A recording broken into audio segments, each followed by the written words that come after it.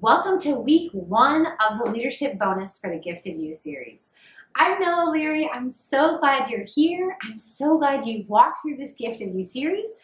And now this extra segment is for those of you who are either already leading a group or feeling a calling on your heart to start one and want a little bit more guidance, a few more logistics, more insights from the many women I've been helped to start the groups to see how yours can begin. One of the resources I love to point leaders to is our Leadership Gift of You Facebook group. If you are not a member, I'm going to drop the link in the next slide. Please come in. Our leadership email community is almost 3,000 women strong, and our Facebook group is well over 1,200 women.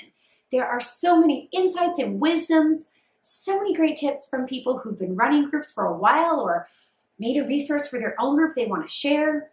I also do Monday night lives in there, 8:30 Central. Pop in, hear what we're chatting about. If you go into the group and you want to see past videos where we've been engaging on different leadership-y topics, you can just search for Nella Leary and those should pop up. On Fridays, we try to have a prayer request thread.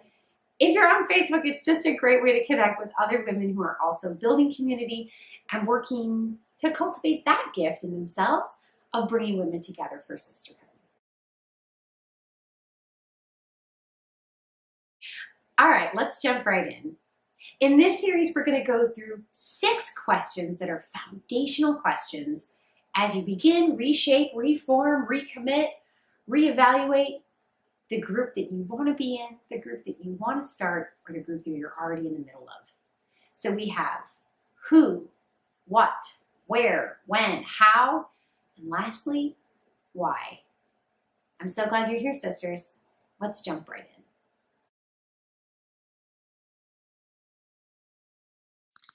First question, who?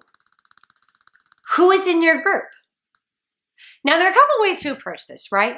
Maybe you already have a pre-existing group of women who've been getting together for different reasons, and maybe those reasons have changed. Maybe it used to be a group of single girlfriends, but now some of you are married and have kids. Maybe it used to be a group of moms of young kids, but now your kids are older and you don't really want to sit around talking about birth stories anymore. Maybe you're a group of women who were praying for your children when they were in high school and early college, and now they've really flown the coop. Who was in your group? Who do you want to have in your group? Who will be in your group? That is a foundational question as we step forward into building your group.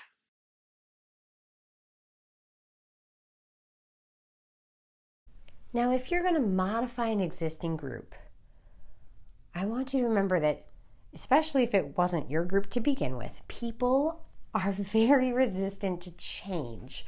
And even if they do want it to be changed, they often want it to be changed in different ways.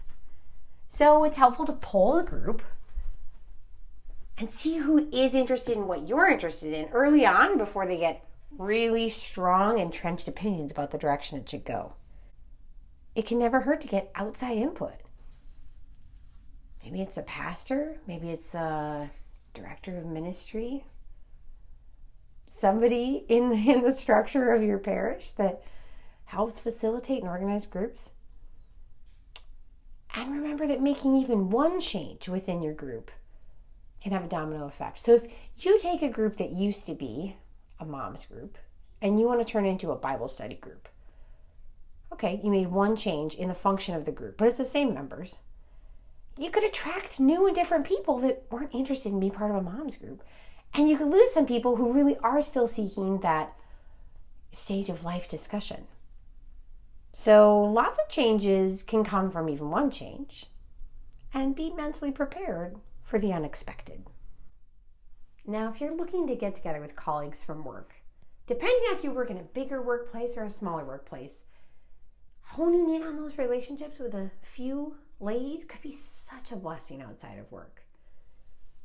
A few things to think about is ensuring that there are good parameters in place so that the boundaries aren't blurred between what people share in small group and then how that impacts their work. If someone shared something that you felt did need to be reported to HR, that would be a problem. So establish whatever expectations you guys have on privacy and sharing. It's like, a fine line, the work-life balance there.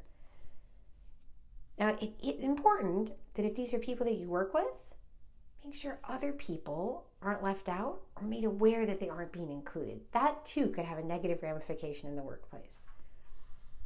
Of course, it's important to make sure that you're not using work time or resources to develop the group, right? So you're not printing off stuff. You're not making it into a. It's also important that you're respectful of not using your time at work, your resources at work to develop your group, or thinking that this is some kind of a networking group. That's not the purpose of your group, right? The purpose is to, you don't want this small group to be an extension of work in the sense of it's just more networking or hobnobbing. You want it to be a place where you grow in your faith, in your sisterhood.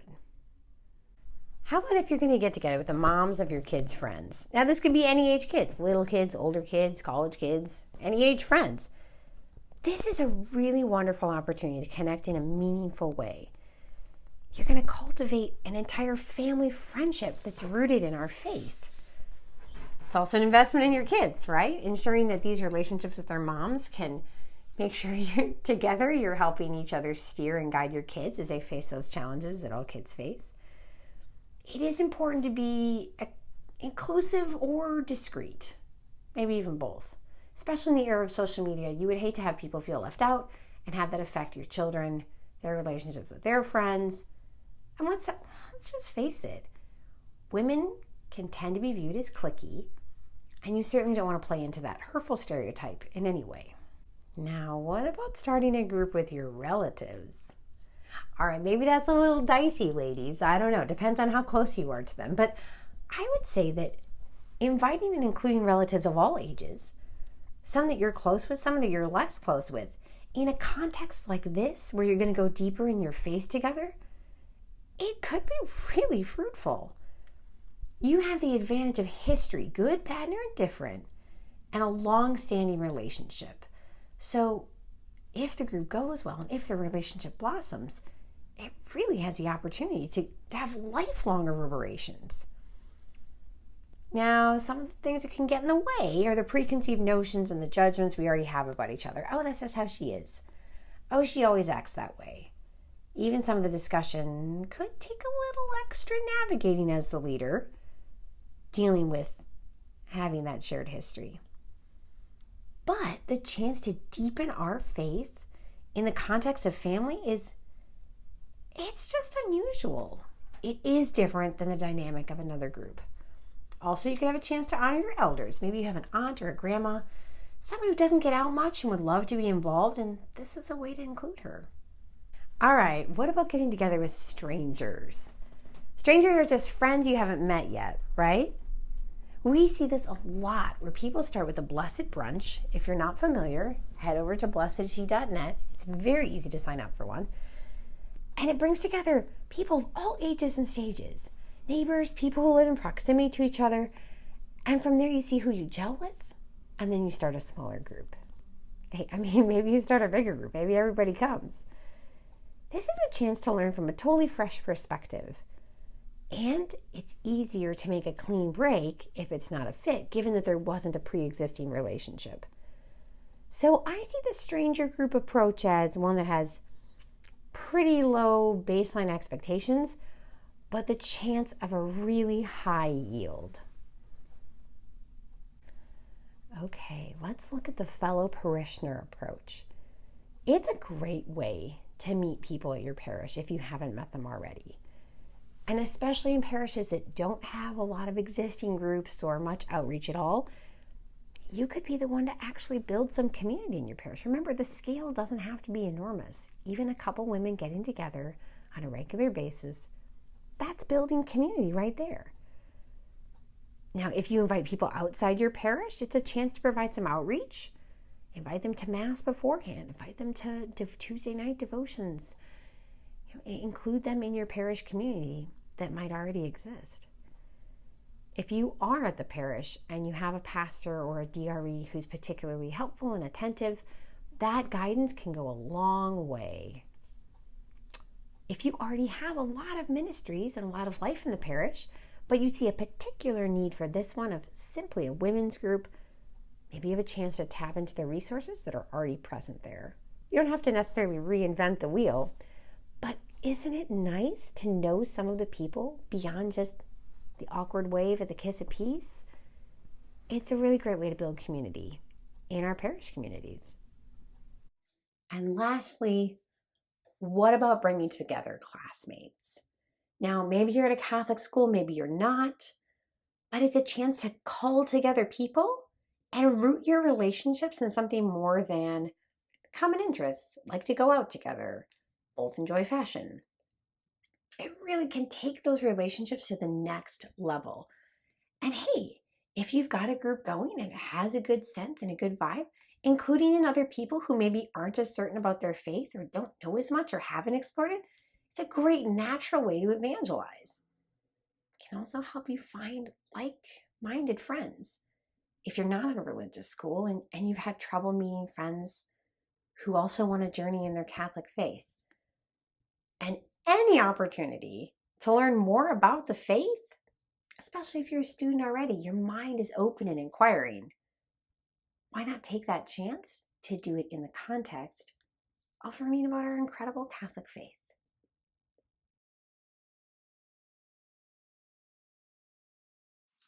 Where are you going to meet with these women that you brought together? Now, of the thousands of women who lead these groups around the United States and across the world, I've heard just about every iteration of where people meet. So we have apartments, houses, apartment complexes, common rooms, coffee shops, libraries, parish halls, parish small rooms, parish community rooms, parks, outdoor parks, indoor parks. Yeah, I think that about covers it. So the where question for you is going to come down to a few factors that we'll go through today. But I want you to know that there's no one right place to meet. It really depends on you, your heart, your energies, and who you're bringing together as you determine where you're going to meet with your group.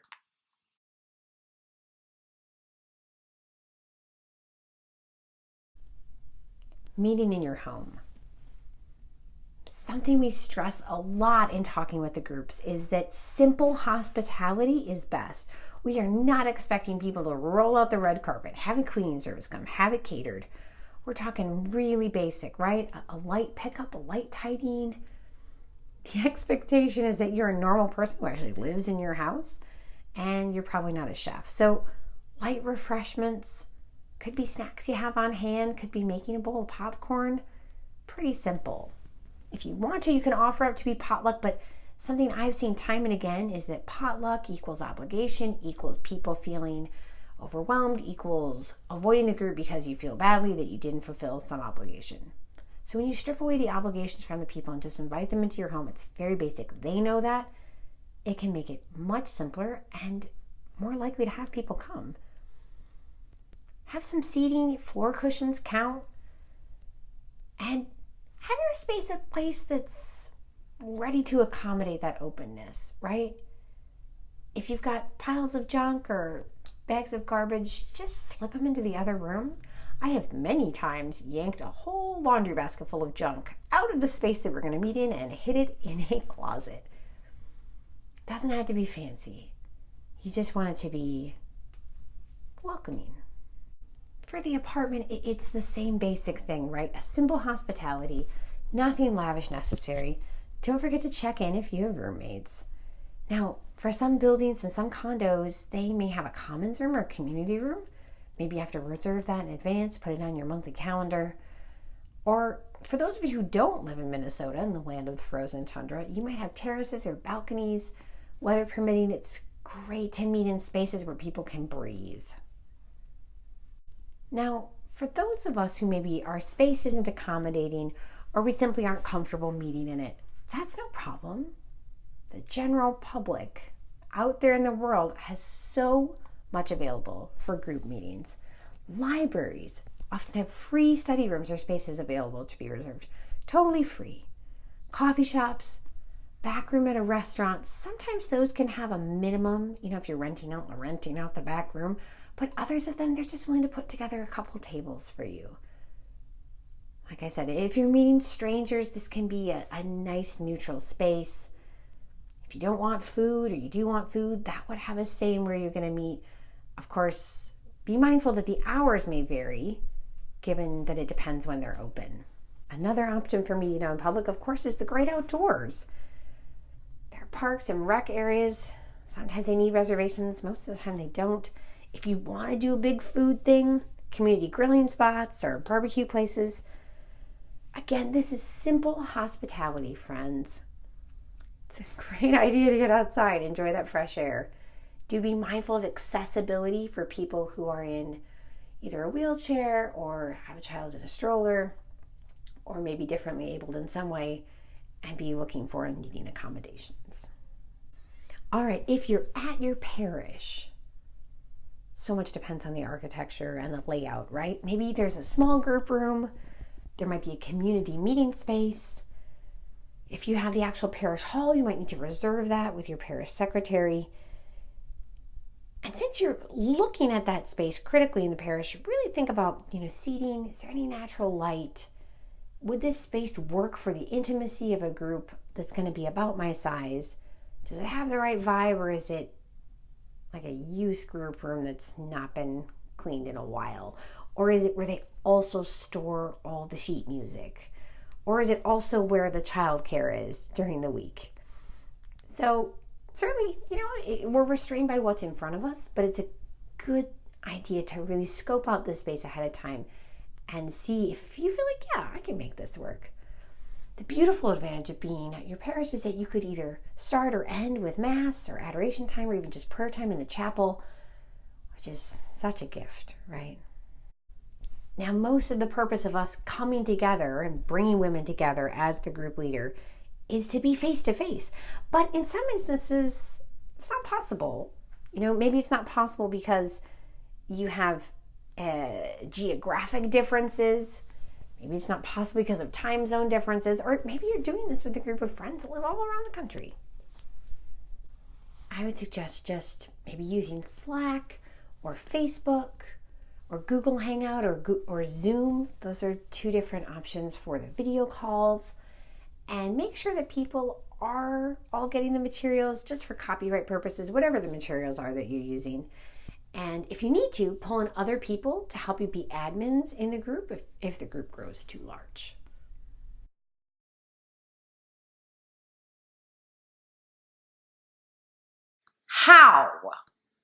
How do you advertise your group? How do you spread the word? How do you get new people? How do you bring people that you used to get together with to come back together? What are the ways that you can use your email, your social media, Blessed is She's help to bring women together to be in community with each other?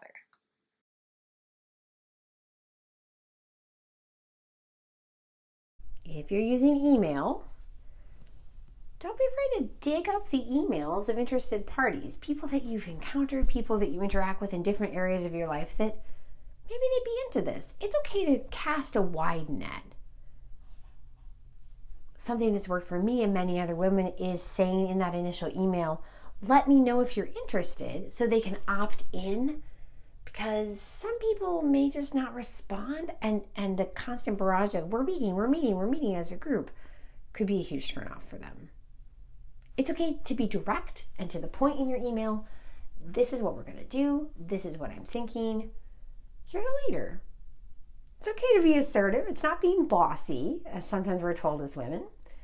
It's just cutting to the chase, because people have so many emails and they don't want to have to discern in the middle of a long paragraph what it is you're emailing them about. I always find it really helps too to include links if they're necessary, just to direct people, hey, this is the group of studies we're going to do. This is the location we're thinking of doing at. So right away people can discern, yeah, I'm in. The more information you give them up front, the easier it is for them to say, this is good for me at this point in my life, or no thanks, maybe later. Now I said that, have that opting in language, but it is okay to follow up and say, hey, we landed on this time and this date and this study. So I didn't hear from you, but if you want to be part of it, here's all the details now that I've heard from people who are interested, and we've set an actual plan. I tend to BCC email addresses just because it lessens the effect of who else was invited, who else is going to come. Are they going to be there? Oh, I don't want to come if they're there. Oh, I'll only come if they're there. Sometimes it's good to put the email addresses there to use a little social pressure leverage, but other times it's good to just keep it a little more indirect, a little bit less in your face about who's going to be there and who's going to be coming. Social media. We can use the power of the internet for the new evangelization, right? You can make a Facebook page or an event. Encourage friends to share or invite others. If you're on Instagram or Twitter, go wild. Make a story. Firebomb a bunch of tweets. On social media, to get people's attention again because of this white noise effect, it's okay to say, clear language, this is what we're doing. This would be a fit for you if you are in this category. This might not be a fit for you if this is what you're looking for. That kind of cuts down on getting people thinking you're going to offer them something or you're going to discuss or be part of something that you're actually not. Nothing like a good old-fashioned bulletin. Now, maybe you're putting something in your parish bulletin because it's a parish group. Maybe you're allowed to post something. Guys, actually printing it off. Posting on a bulletin board at a ministry event or in the back of church. If you're on campus, ask if you can post and share. There have been times when I've done this and other people have made little bookmarks with the dates of all the events for the semester. It's like just a little card people can pick up. If you're looking to gather moms from school, you can ask to put something up at your kid's school. Even though we live in the era of everything being online, don't ever underestimate the power of actually seeing a sign hanging up.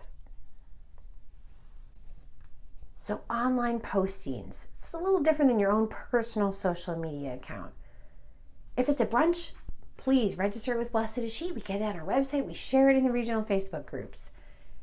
If you're in Facebook groups, use their sharing thread. Drop that link.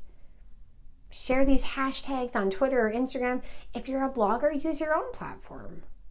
Or ask a friend who's a blogger or an influencer to interview about it, to post it to their audience. It's another way of just getting the word out there. So a newsletter is like the equivalent of the bulletin board, but it's a little bit different, right? You can ask for it to be included in local area newsletters or an insert in your kid's school e-newsletter. Maybe there's a campus ministry newsletter. Maybe the diocese would be open to putting it on their events page. You could reach out to multiple parishes in the area to see if it's a fit, even if it's not a parish group for them. Tap into the resources that are right in front of you and think a little bit creatively outside the box. Lastly, don't underestimate word of mouth. So maybe word of mouth means sharing it with a friend. Don't feel too awkward, not a lot of pressure. Just throw it out there.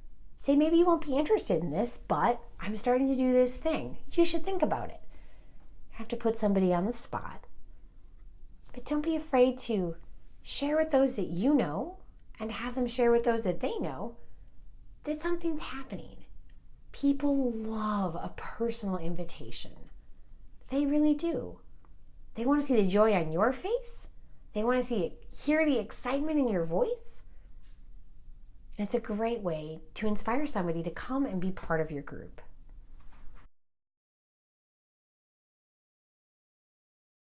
When? When will your group meet? Will it meet every week? Once a month?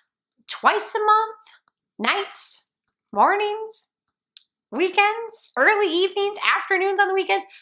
When you meet depends so much on you, your schedule, but also the array of women that you're dealing with. Some of the groups that people meet with are all in the same stage of life. They're all working professionals, so evenings are best for them. Some people have an array of ages. My own group has college to grandmas. So we pick times that work for everybody, or almost everybody. But the time and the date and how you get that together, really, we'll go more in depth now. It does depend on the people that you're bringing together, but also the time that you feel you have your best energy, your most creative spirit to be leading that group.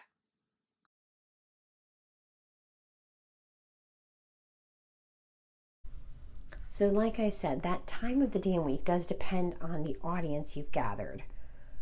Many working people prefer evenings, unless they have a family, and then they might prefer weekends. Weekend nights are doable less frequently. I often see people saying, Friday night I'm tired from work, Saturday night I go out on a date, Sunday night I'm getting ready for the week. But I could do a Saturday night maybe once a month. If you're doing during the day, that does include the typical working person. And weekend mornings paired with Mass can sometimes be a winning combination as well.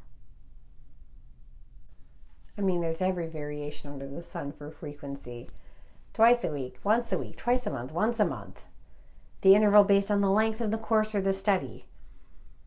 Younger people without families typically want to get together at least once a week. People at home with really small children may also want to get out and interact with other adults, also once a week. The twice a week option, I haven't heard as many people using that. The twice a month, sometimes if it's an evening after work, people enjoy that. The once a month has been a good fit for a lot of groups because it's not too frequent and it's not too infrequent. Yes, it stretches out the length of some of the studies, but for people with very busy schedules, they feel like they can give themselves that one day a month, that one time period once per month, that's just for them. They feel less guilty about it.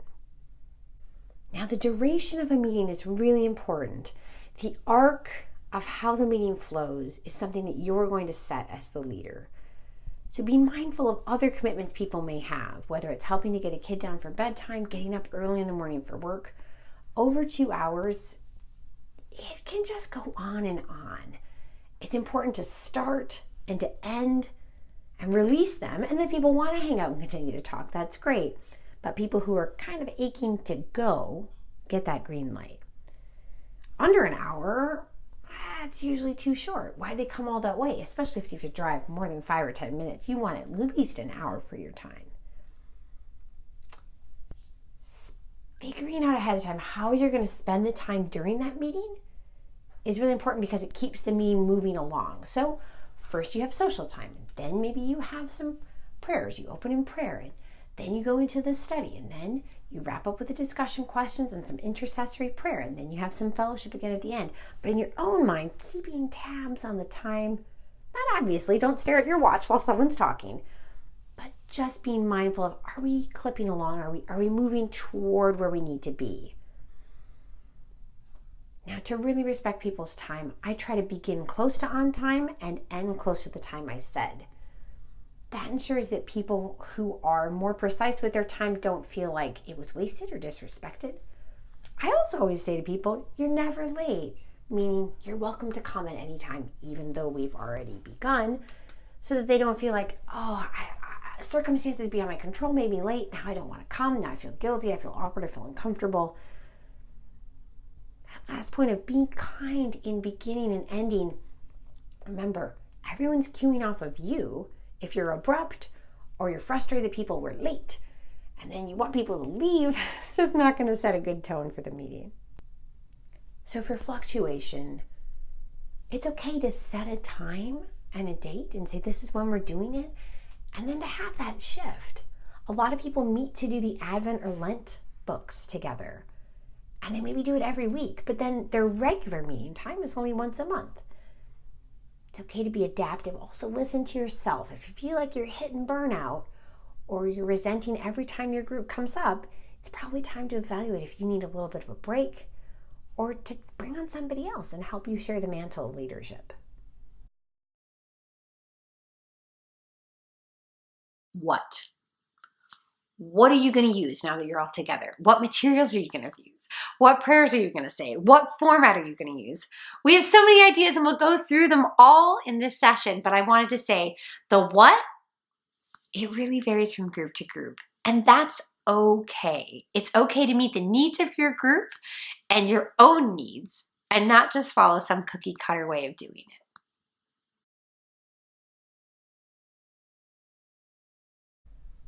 So for intentional prayer, this is where you say, hey ladies, I want to get together. We're going to gather for prayer for each other. We're going to share our specific intentions, and the meeting is not just for fluff and hanging out and socializing, it's for sharing what we can pray for each other for. Maybe you follow up with a weekly email to see what the intentions are for that week, but it encourages an intentionality in the relationship and a going deeper and an intimacy. I mean, there's nothing like asking someone to pray for you and having them do it. There's nothing like praying for someone's specific intentions. So some groups who meet to do this say the intentions and follow up with a rosary. Wham, bam, they're out in like under an hour. Some groups do a chaplet. Some groups might be following particular devotionals or praying novenas together. But intentionality in prayer is an incredible way to bring women together. What about a mass group? Meeting each other for a daily mass, whatever the interval is. Having that friendship rooted in worship. Coffee, breakfast afterwards, discuss the sermon, the saint for the day, the readings. Could easily pair it with our Blessed is She daily devotions. To go together and worship brings so many incredible graces and blessings to your friendships. Now, if you want to do a study together, I mean, obviously Blessed is She is a whole series of studies for groups, right? We have our Blessed Conversation series. Some study groups get together and they watch past workshops. If someone's a member, everyone is welcome to watch it. Blessed is She puts out these free gatherings for Advent. We have one for summer. We have them in Lent. We have Teachable Tuesdays that are available to watch on our website, on Facebook. Any other kind of study material. Now for some ladies, they love to get together for book club. We have recommended reading lists on the Blessed is She blog, but I know Well Read Moms has a great book list. You can pick from any number of contemporary Orthodox authors. You can go way back in time and do some church fathers, the doctors of the church. Among our own writers, we have some incredible modern Catholic women authors. There's a lot out there for the book club. Now for the service component, this is a time where ladies get together to pack meals, feed my starving children, participate in Operation Rice Bowl, maybe found a service ministry at their parish, plug into Catholic charities, all the ways to serve people who are underprivileged. It's an incredible way to grow in your friendship as well, and so necessary for our church.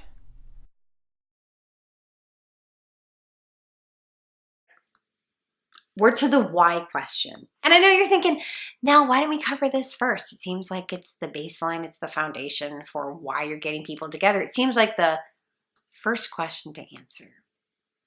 But I want you to think, now we've stepped through all these other 5 questions, and we're landing on the 6th one. Now you know who's in your group. You know about what time you're going to meet. You know kind of what you're going to do when you get together. You know how you're going to get them together. You know where you're going to be. The next step of actually, after you form the people, you form and shape the people, is to say, what's our purpose as women who come together? Why are we meeting? What do we hope to get out of this? How do we hope to grow with each other in our faith? And that why will animate your group, sister. That why will keep you going when you're tired and it's not convenient and you feel like you have nothing to give and you kind of don't want to show up for your girls that day. That why is the essence of the Holy Spirit's call on your heart that's going to breathe life, breath, grace into your group and help you continue to grow.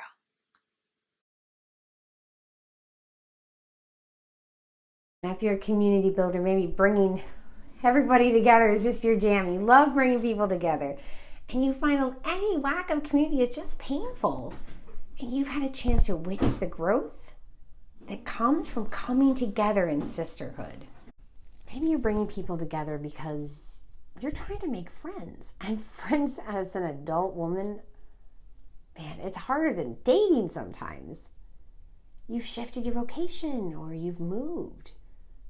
You've gone from working to staying at home. You've gone from staying at home to working. You graduated college and you lost all that community. And you want to see relationships rooted in this common journey. People can be so disconnected from each other. Go deeper with those acquaintances. Maybe even meet at a brunch. Your core reason in doing this is because you really want to grow in an understanding of the faith. And you actually prefer group discussion. That helps you instead of just a solo study. You're looking for orthodox but accessible materials. Maybe you're a convert. Maybe you're a reconvert. Maybe you're a revert or are a Catholic in need of good role models and those healthy female friendships. This is a time when it's great to involve your pastor or spiritual director so you can take any of those big catechetical questions to him or her. Now, I want to speak to the person who feels like they're not the typical leader type, but they see a need and they really feel God putting this on their heart to start a group. Maybe they're hearing people say they wish there were a way to connect. Maybe they live in a rural area. Maybe they live in a high-density area. Maybe you're afraid, but you want to grow. Remember, I'm here to help. We're all here to help you answer that call on your heart. Girls, we did it! We did our extra bonus plus first session for the leadership group. I hope you feel good. I hope you got some logistics. I hope you're feeling a little more organized, a little more confident, a little more supported. I'm totally here for you. Nell@blessedshe.net anytime, day or night.